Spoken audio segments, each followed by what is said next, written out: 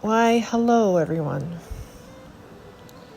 If you're wondering what's going on, this is a Monday slow return. As you probably know, Monday feels like you're being pushed into the week unwantingly. You know, you don't want to be in the week. You want to sleep in one more weekend day, kind of thing. Monday just feels But for me, it's a blessing. I consider Monday as a blessing because all the slow activity that I do today sets the foundation for the rest of the week to flow just smoothly, nicely, in and out, day in, day out. Knowing that, it's much easier to be just tidying in,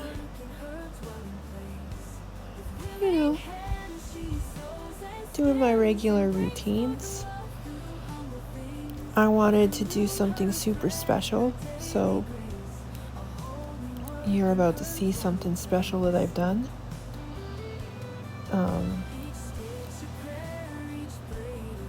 It was a lot of fun.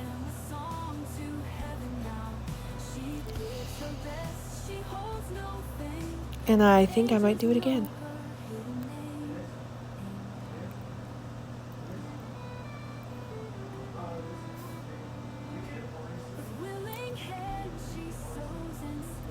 Now, tomorrow's Tuesday, as you know, which is the second day of the week. Tomorrow I have a doctor's appointment at 2 p.m. I'm hoping that I can find out the results from my cervix biopsy, because I don't know what's going on with that at all, but we'll see. I can't wait for sleep. Oh, I'm so tired. Oh. But I've been on a mission all day, just preparing this week to go smoothly as possible, humanly possible.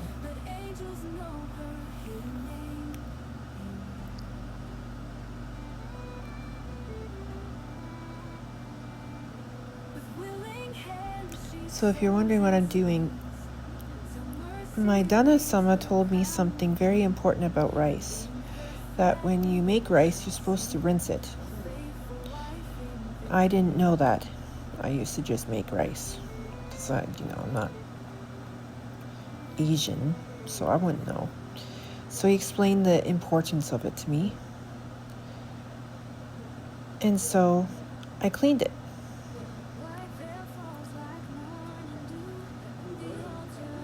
I actually very much enjoyed cleaning it. Believe it or not. It's quite exciting.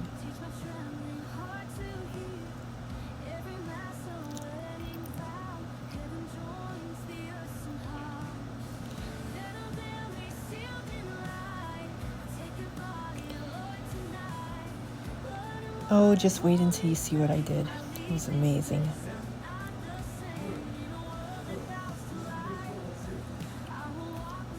I don't always get to do things like this, I get inspired sometimes, and it's a lot of fun when I get inspired, so I kind of go all out.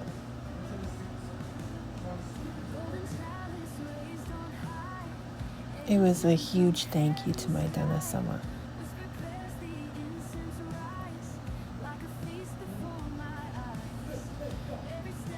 I wanted to show him how much I appreciate him, how much I loves him, how much he means to me.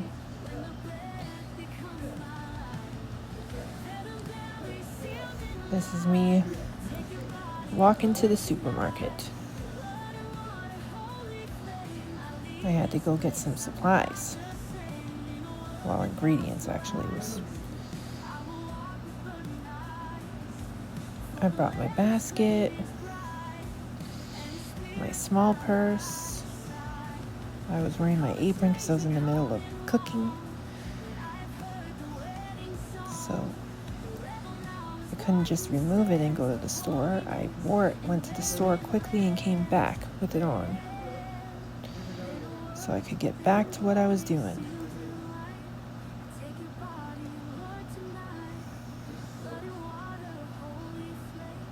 It was a nice walk. Very hot out, but nice walk.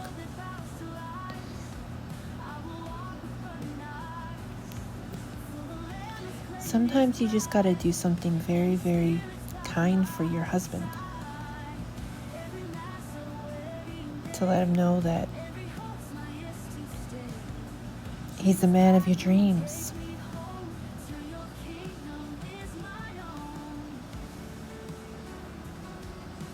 I bought spinach, oyster sauce, and pure leaf tea for him as a drink. So the rice is done. It looks very good.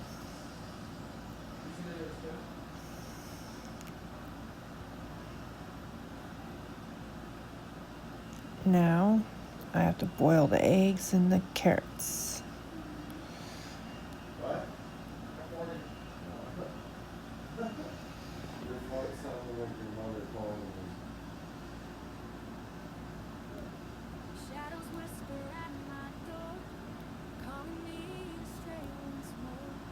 This actually worked out very well, if you're wondering.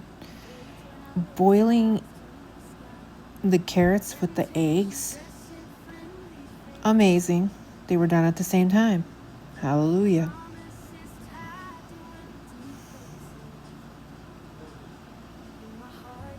I didn't even know that would happen. I thought I would have to leave the carrots in for a little longer. But as soon as I pulled out the eggs, I checked the carrots and they were done. I was like, oh, okay, cool.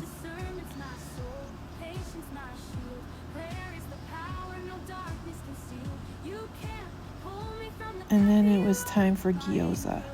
Now the gyoza, it was a circus, y'all. So I was trying to de-shell all the eggs. Every time I de-shelled one egg, I ran back, moved the gyoza so it wasn't sticking and ripping. Went back, de-shelled another egg, went back, shifted around the gyoza, and then just before I was finished all of the eggs, I had to stand and wait for the gyoza to be finished because they were basically done. So I had to remove them one at a time from the pan and put them on the plate. Then I finished the de-shelling, took the yolk out. I made homemade furikake.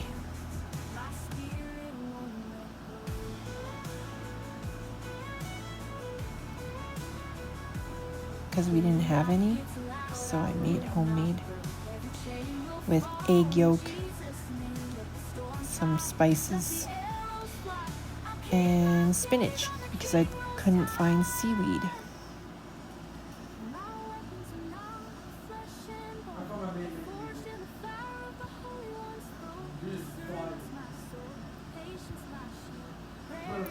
So I improvised.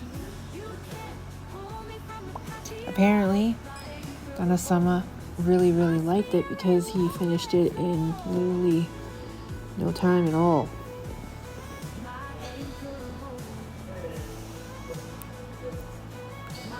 And he was so happy.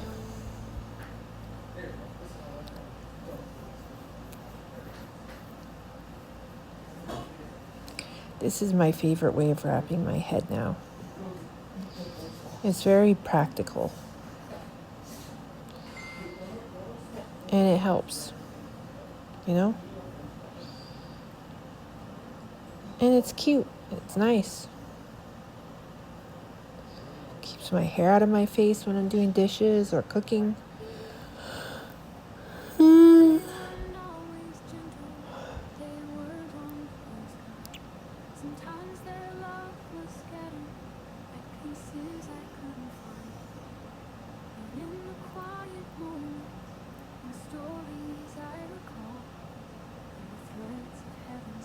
Let me tell you, I made a huge mess.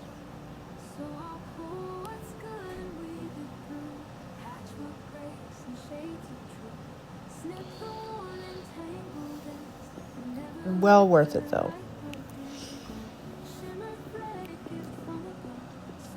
I really wanted to do something very, very kind for him. And I literally planned it, and it was a huge surprise. And it turned out very, very good.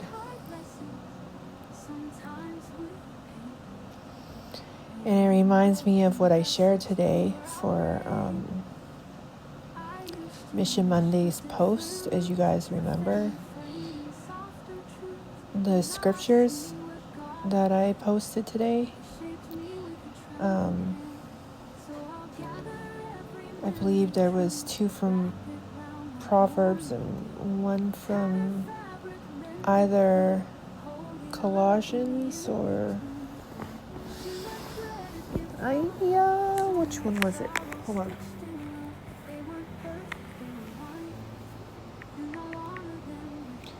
Let me just go quickly check.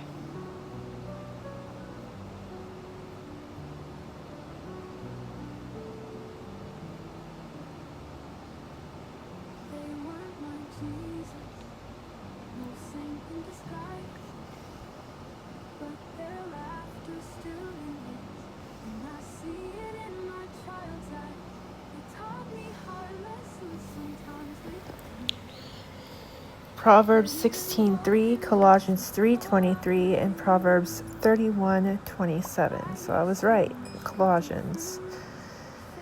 So if you guys remember, I said, a new week begins, and as helpmeets and homemakers, we know this truth. Mondays set the tone for everything that follows. After the restfulness of the weekend, Monday can feel like a slow start. But it is also the foundation stone for the week ahead.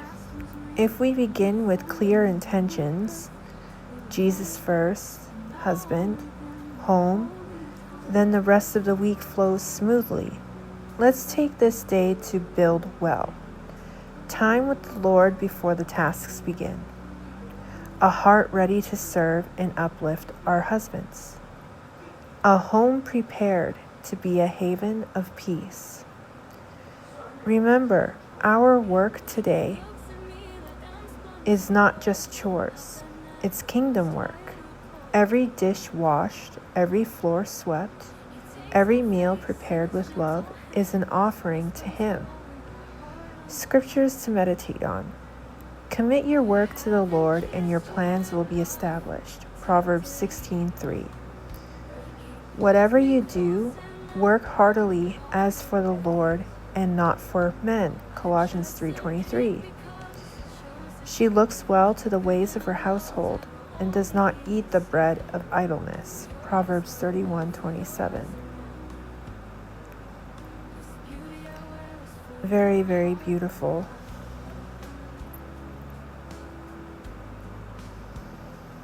I really like my Faithful Friday one too. So here, hey, cool. I posted Colossians 3:23 on Friday too, apparently. Okay, so Faithful Friday. Faithfulness begins in the heart posture we bring before the Lord. It's not simply doing the right things. It's being in the right place with Him, humble, obedient, and surrendered. When God gives us a calling, whether it's serving our families, raising children, building a home or ministering to others, it's easy to let distractions, discouragement, or pride shift our focus. But faithfulness means showing up in that calling every day, even in the small hidden acts no one else sees. Let us remember that our worth is not in how the world measures success, but in our quiet, steadfast obedience to the one who called us. Whatever you do, work heartily as for the Lord and not for men. Colossians 3:23. Moreover, it is required of stewards that they be found faithful. 1 Corinthians 4:2. And let us not grow weary of doing good, for in due season we will reap if we do not give up.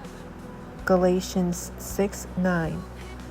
Today may our hearts bow low, our hands be diligent, and our eyes stay fixed on Jesus.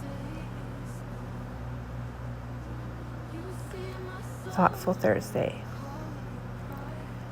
This morning, before the sun stretched across the sky, I lit the hearth of our home with quiet hands and a willing heart.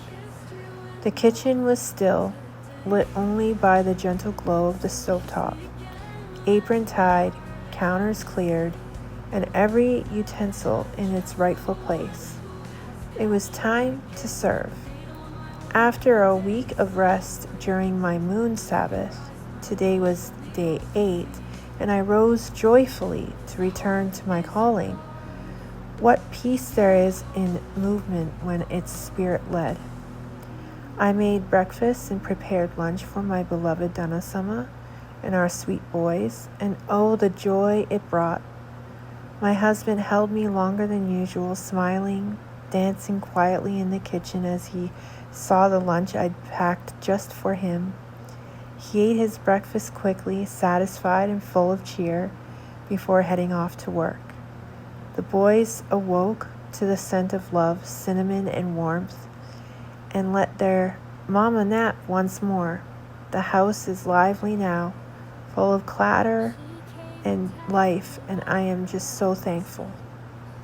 This is what it means to be a keeper of the home, to tend to the hearth with delight, to wear my apron as a crown, and to bless my family in the sacred early hours. May every morning be a gentle offering, and every small task a quiet song of love.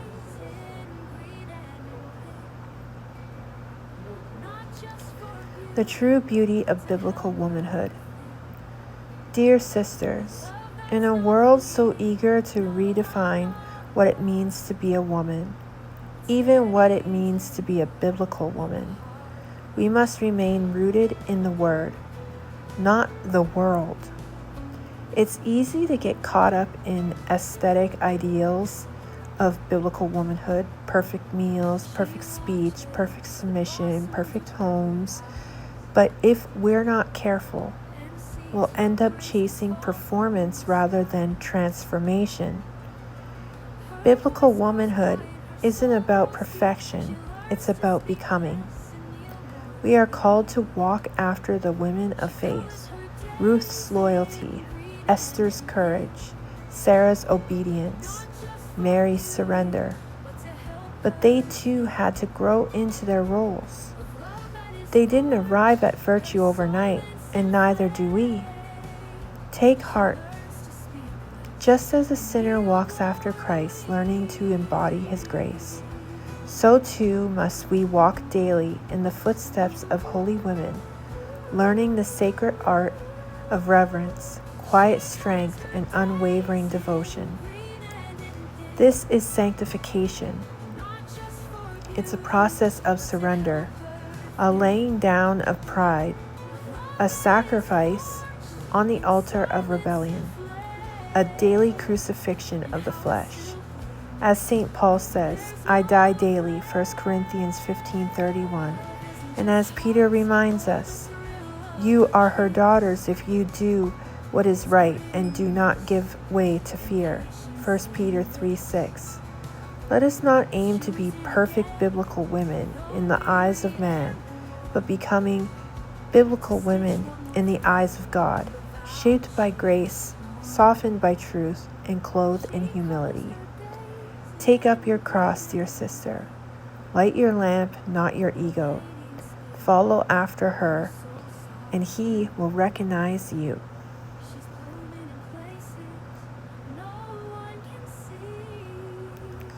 The hearth before the hall. Today is a busy one. Grocery runs, errands, pharmacy visits, and more await me. But before I run around gathering what we need, I always begin with the hearth. There's something deeply sacred about preparing your home before the abundance arrives. When I tidy first, even just the counters, table, or entryway, it makes everything smoother when I return. No stress, no clutter, piles, just peace awaiting to receive provision. Before the food is stocked, the pantry made full, or the bags are dropped by the door, I want to invite stillness in. I want to honor the blessing of the return by preparing space ahead of time, because when the hearth is ready, the home breathes easy.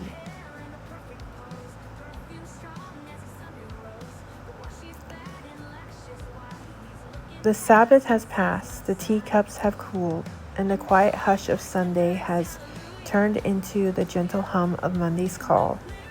Let's be honest, Mondays are hard, the body slow to rise, the mind still lingers in Sunday's prayers and rest. But a helpmeet, oh, she knows her mission. She rises anyway. She makes the bed, smooths the linens with peace. She washes her face, not to impress the world, but to refresh her soul. She slips into her favorite cleaning dress, ties her apron, and whispers, "I am clothed with strength and dignity." And as she begins her day, she speaks life over her home. And the words of Proverbs 31:10-12, "A capable wife who can find? She is far more precious than jewels. The heart of her husband trusts in her, and he will have no lack of gain. She does him good and not harm all the days of her life." So come, dear helpmeet, let's begin again, slowly, softly, sacredly. Monday is not the enemy. It is a new chance to serve. What's your mission Monday task today? Comment below and encourage another sister. And with that, y'all, I hope you enjoyed this little vlog, and tomorrow I will be back with more, and I'll be dropping the songs that I said was coming for the playlist album that I started called The Quiet Rebellion. There's quite a few songs coming, and I apologize that it's kind of like a random dumpage, but it had to be this way. Love y'all. See you tomorrow. God bless. Later for now. Good night.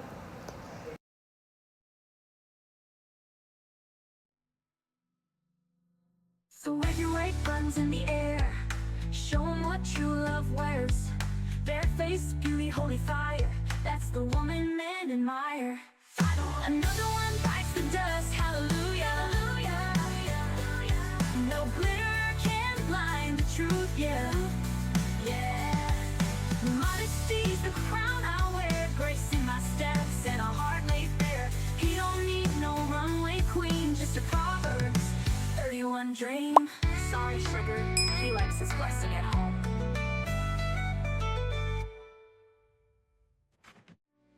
So what true love wears, bare-faced beauty, holy fire, that's the woman men admire. Final, another one bites the dust, hallelujah. There can blind the truth, yeah, modesty's the crown I wear, bracing my steps and a heart right there. He don't need no runway queen, just a Proverbs 31 dream. 31 dream.